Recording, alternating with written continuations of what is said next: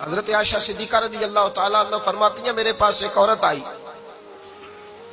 تو میں نے اس کے ساتھ 2 بیٹیاں تھی اس کی، میرے پاس 3 کھجوریں تھی، میں نے اس بی بی کو دے دی، 2 بیٹیاں تھی۔ اس عورت نے کیا کیا، میں دیکھ رہی تھی، ماں تھی نا اور بیٹیوں کی ماں تھی، اس نے پہلے ایک ایک کھجور دونوں بیٹیوں کے منہ میں ڈالی اور پھر جو کھجور اس کے پاس بچ گئی میرا خیال تھا یہ کھائے گی، لیکن اس ماں نے اس کھجور کے 2 ٹکڑے کیے اور وہ بھی اپنی بیٹیوں کے منہ میں ڈالے۔ حضرت عائشہ صدیقہ فرماتی ہیں اس کا عمل اتنا حسین تھا،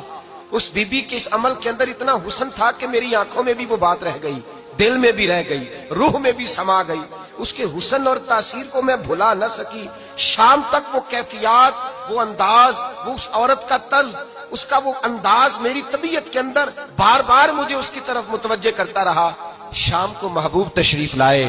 نبی کریم صلی اللہ علیہ وسلم شام کو جب تشریف لائے تو حبیب پاک علیہ السلام کو میں نے بتلایا، میں نے کہا حضور بی بی آئی تھی،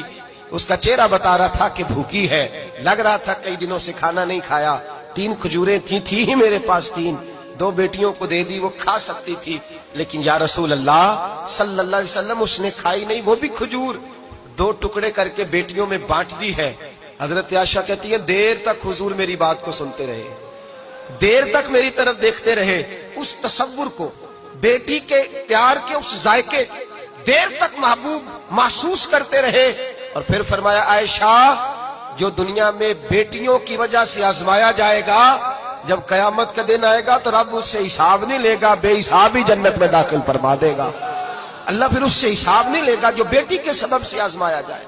یعنی حضور نے باپ کو کہا کہ بیٹی کو مصیبت نہ سمجھنا، اگر کبھی اس کے میکے سے جھگڑے کا پیغام بھی آ جائے، اگر کبھی دوبارہ تجھے اس کی طرف پلٹ کر جانا بھی پڑے، میرے نبی پاک صلی اللہ علیہ وسلم سے کسی صحابی نے کہا تھا یا رسول اللہ بہترین صدقہ کون سا ہے؟ حضور بہترین صدقہ کون سا ہے؟ وہ میرا مال جو اللہ کے راستے میں خیرات کروں تو رب مجھے زیادہ اجر عطا کرے، وہ کون سا ہے؟ تو میرے نبی پاک نے فرمایا اگر تیری بیٹی واپس لوٹ آئی،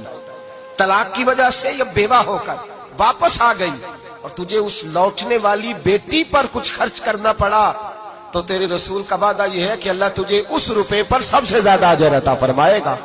اس پیسے پر اللہ تجھے سب سے زیادہ۔ انہیں بوجھ نہ جاننا، ان کی آزمائشوں پہ پریشان نہ ہونا۔ اگر کبھی بیٹی کا پیغام آ جائے